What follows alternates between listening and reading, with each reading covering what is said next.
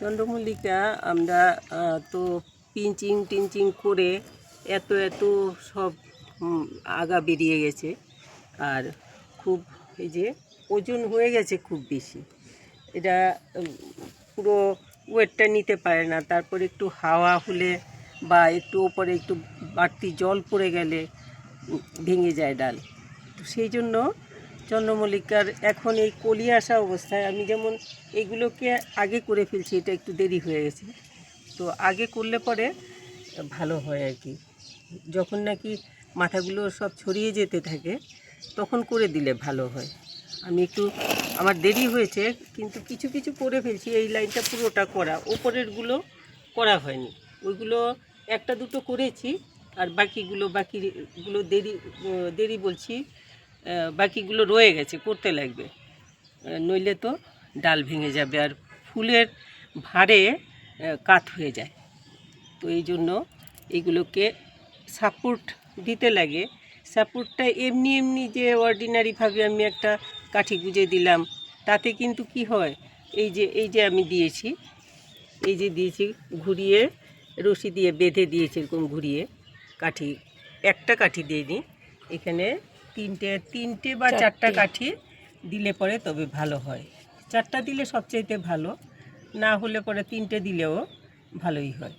তো এরকমভাবে ঘুরিয়ে দিলে পরে তো ফুলগুলো সুন্দরভাবে হতে পারে, নইলে পরে ওই ঝুলে ঝুলে যাবে। যে এই যে এটা যেমন, এটাকে আমি আগে ঢুকাইনি, এই দিকটাতে ঢুকাইনি, এই সাইড দিয়ে ঘুরিয়ে এনেছি রশিটা, এই সাইডটা ঢুকাইনি রশির ভেতরে। তো এটাই যে ঝুলে যাচ্ছে, যেই ওজন বাড়ছে, ফুলের কলি বড় হচ্ছে, ওজন বাড়ছে আর ঝুলে যাচ্ছে। তো এই জন্য আমি এগুলোকে আসলে কিভাবে এগুলোকে সাপোর্ট দিতে লাগবে, যারা সবসময় করেন চন্দ্রমল্লিকা ওরা তো নিশ্চয়ই জানেন করেন এরকম। আর আমি যারা নাকি সবসময় করে না তাদের জন্য আমি এই যে দেখাচ্ছি কিভাবে করতে হয়। তো এরকম কাঠি যদি বাঁশের টুকরো যদি হয় ছোট ছোট, তাহলে এরকম দা দিয়ে এরকম করে সরু করে কেটে, এরকম সরু সরু করে কেটে, দেখতেও তো বাজে লাগে, বেশি মোটা একটা কিছু বেঁকা ঝোঁকা একটা কিছু লাগিয়ে দিলাম, এটা ভালো লাগে না। আমি গাছের ডালও লাগাই, কিন্তু গাছের ডালগুলো লাগাই কেমনভাবে, যেগুলো নাকি সোজা সোজা ডাল আছে, দেখে এতটা খারাপ লাগে না, সেইগুলো আমি লাগিয়ে দিই। তো আপনারা ইচ্ছে করলে গাছের ডাল লাগাতে পারেন, আবার এরকম সরু সরু কাঠি যদি সম্ভব হয় বাঁশের কাঠি লাগালে সবচাইতে ভালো লাগে, দেখতেও ভালো হয় আর লাগাতেও সুবিধা হয়। এই যে আমার হয়ে গেল চারটা, আমি এটাতে চারটা দেব না, চারটাই দিয়ে দিই। এইরকম করে এটার টপটা একদম বাইরের দিক করে এরকম, নইলে শেকড় ডিস্টার্ব হয়ে যাবে।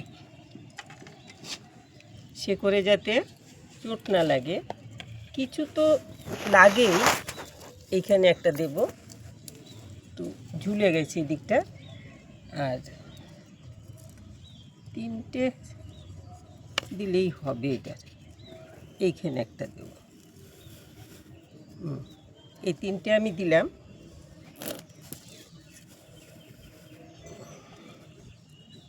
এখন আমি এটাকে রশি নিয়ে এসেছি এরকম করে। এখন আমি এই যে নিচের এইখানে বাঁধলে পরে ভালো ছিল, কিন্তু যেহেতু নিচেরগুলো আছে ওইগুলো যদি আমি না বাঁধি তাহলে ফুল যেই বড় হতে থাকবে এগুলো ঝুলে যাবে, তারপরে হয়তো বা ফুলের ওজনে মট করে ওই গোড়াটার থেকে ভেঙে নষ্ট হয়ে যাবে। সেই জন্য চেষ্টা করব আমরা যাতে পুরোটা কাভার হয়, পুরোটা আমরা বাঁধতে পারি। তো আমি এইখানে এটা গিট দিয়ে নিলাম, দিয়ে এইটাকে এরকম করে পেঁচিয়ে নিলাম, ভেতরে ঢুকিয়ে দেব সব। এটা তো ঢোকেনি, লক্ষ্য রাখতে লাগবে যাতে এটার একটু লেংথটা যখন বাড়বে তখন এটাকে ভেতরে ঢুকিয়ে দেব, নইলে অনেক নিচে থেকে যায়। এত নিচে থাকলেও হবে না, ওই দিকেরগুলো বেশি লম্বা হয়ে গেছে। তো আমি এইটাতে পেঁচিয়ে নিলাম, পেঁচিয়ে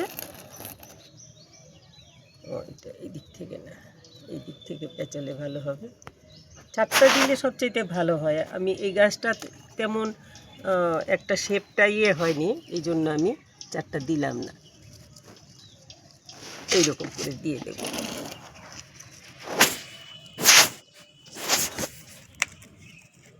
চেষ্টা করবেন যাতে একদম টবের একদম সাইড বরাবর যায়। আমরা ছোট থাকতে মাঝখানে, অনেকেই ছোট থাকতে মাঝখানে একটা স্টিক লাগিয়ে দেয়, কিন্তু ওই মাঝখানের স্টিকে কিন্তু হয় না, কারণ সব ডাল তো আর একভাবে থাকে না।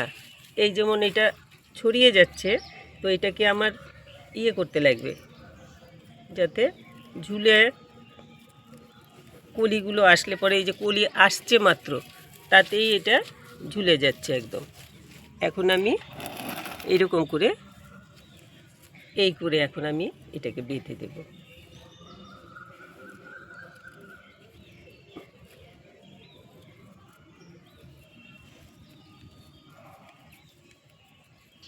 এই সময়টাতে এখন তো মাটির থেকে যতটুক সারটা টানা টেনে ফেলছে, যা আমরা সার দিয়ে বসিয়েছিলাম।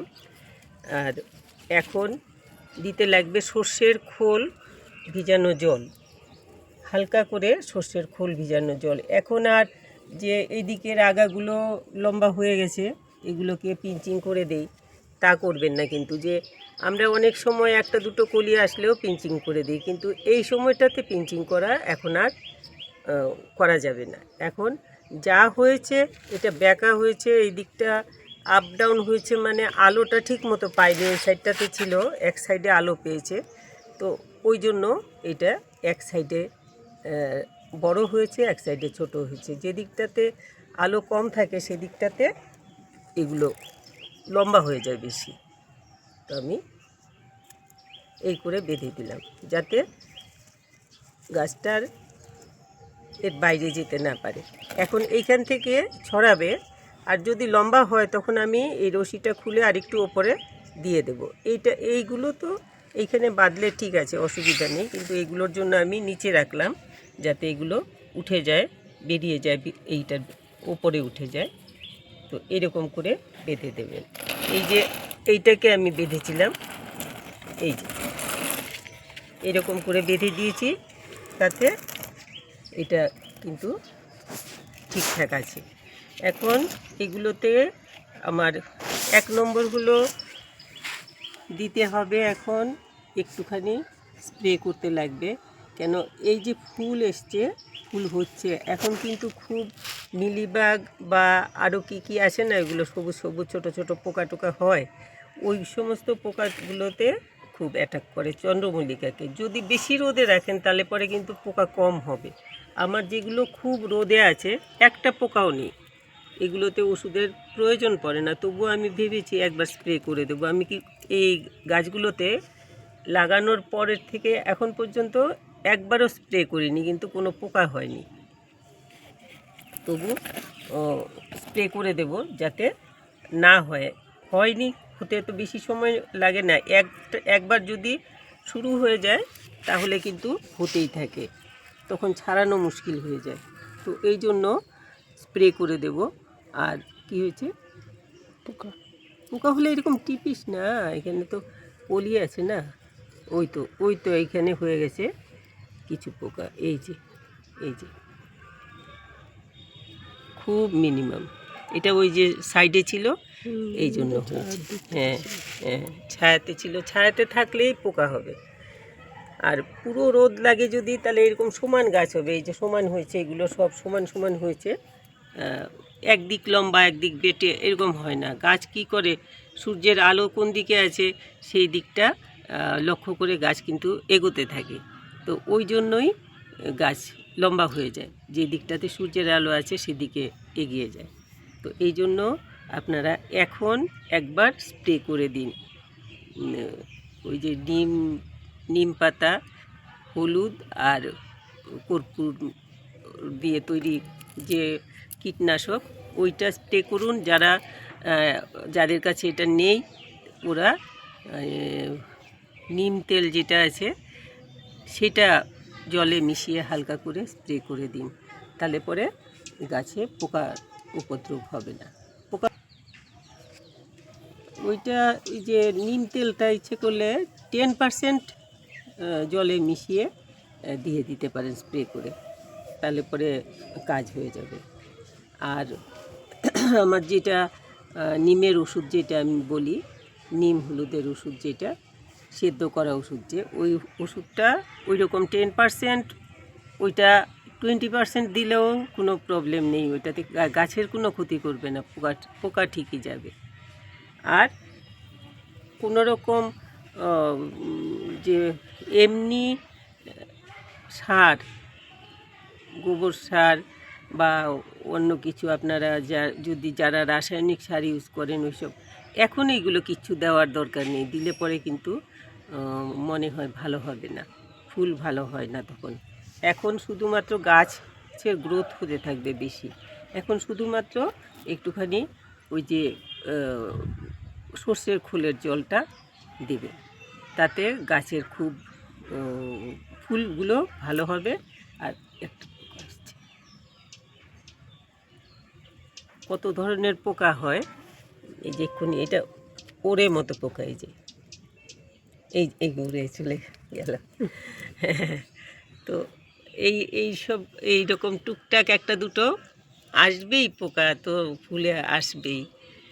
আর ওই রকম যেগুলোতে নাকি গাছ নষ্ট করে ওইসব পোকা, ক্ষতিকারক পোকাগুলোকে আমাদের তাড়াতে লাগে। যেগুলো ক্ষতিকারক না, পোকা, প্রজাপতি, এই সমস্ত জাতীয় জিনিসগুলো, এগুলো তো ক্ষতিকারক না এদের জন্য, তো এদেরকে তাড়িয়ে তো বেশি লাভ নেই।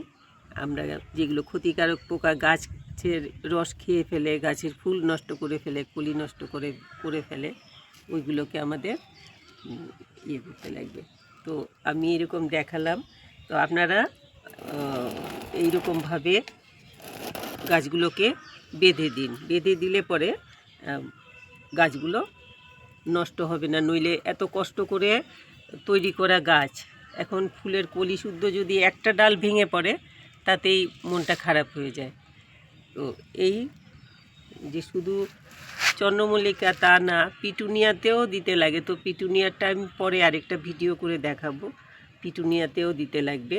অন্য গাছে যেমন একটা লাঠি দিলে হয়, চন্দ্রমল্লিকাতে কিন্তু একটা লাঠি দিলে হবে না, কলি ভেঙে যাবে। তো আমি এই যে এটা পাটের রশি দিয়ে বেঁধেছি, এটাকে পাটের রশি, এখানে একটা আমার ইয়ে আছে, এটার থেকে নিয়ে এটা বেঁধেছি। তো আগে আমার কাছে এটা ছিল না, তখন আমি এই যে কি বলে এগুলো, প্লাস্টিকের যে টেপ মতো থাকে, ফিতে মতো, ওইগুলো দিয়ে বেঁধেছি এরকম করে। তো এইরকমও বাঁধতে পারেন, বা যে কোনো কিছু দিয়ে এরকম করে রাউন্ড করে বেঁধে দিন। আর আমি দেখাতে পারছি না যে বাঁশের কাঠি যদি না গুঁজতে পারেন, এমনিতে গাছের ডাল দিয়ে আমি অনেকগুলোই করে রাখি, কিন্তু এক্ষুনি দেখাতে পারছি না। দেখি,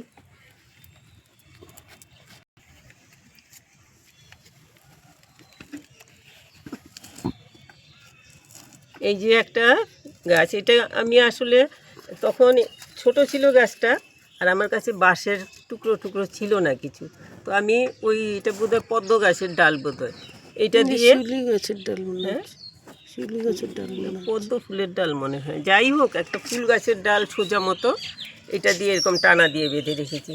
এখন তো এইরকমই 3টে লাগিয়ে রশি দিয়ে বেঁধে দিলে হয়ে যায়। তো এখন এটাতে আমি লাগিয়ে দেবো। তো আমি বলছি আপনাদেরকে যে আপনারা যদি বাঁশের লাঠি না থাকে, ফুল গাছের শুকনো ডাল থাকে, ওইগুলো দিয়ে হলেও এরকম করে সাপোর্ট দিয়ে দিন চন্দ্রমল্লিকাতে, তাতে আপনার গাছটা সেফ থাকবে, নষ্ট হবে না। তো এই এক্ষুনি চন্দ্রমল্লিকার এতটুকু কেয়ার নিন, তাতেই ভালো হবে। এখন তো খুব বেশি আমাদের এখানে নর্থ ইস্টে খুব বেশি ঘন কুয়াশা, একদম বেলা আজকে একটু রোদ উঠেছে, 4 দিন ধরে রোদ ওঠে না। আর ভীষণ কুয়াশা, অন্ধকার হয়ে থাকে অনেক বেলা পর্যন্ত। তো এইরকম কুয়াশাতে কিন্তু এই সমস্ত চন্দ্রমল্লিকা, ডালিয়া এইগুলো ভালো হয়। তবে ডাবল পিটুনিয়াগুলো আমার একটুখানি ডিস্টার্ব হয়েছে। বেশি কুয়াশাতে একটু কিছু কিছু পিটুনিয়ার গায়ে পচা লেগে গেছে, ফুলের গায়ে আর কি। রোদ হচ্ছে না তো, সারা রাত্রি কুয়াশা পাচ্ছে, আবার বেলা 12টা পর্যন্ত কুয়াশা কালকে দুটোই রোদ উঠেছে থাকে। তারপর যেটুক সময় ওইটুক সময়ও রোদ হয় না, ছায়া ছায়া একটা থাকে, তো জলটা শুকোতে পারে না।